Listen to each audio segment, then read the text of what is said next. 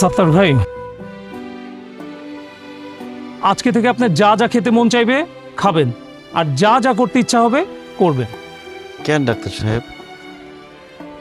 কারণ আপনি আর বেশি দিন বাঁচবেন না। হায় আল্লাহ, ডাক্তার সাহেব আপনি এসব কি কইতেছেন? আমার জামাই বেশি দিন বাঁচবো না মানে?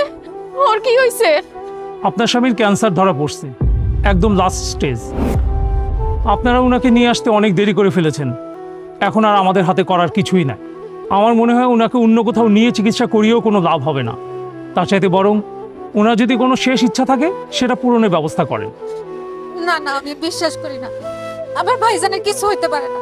তোমার যদি কোনো কিছু হয়ে যায় আমার কি হইব? আমি তো বিধবা হয়ে যাবো। আল্লাহ, আমার স্বামীর মরণ না দিয়ে তুমি আমার মরণ দিতা।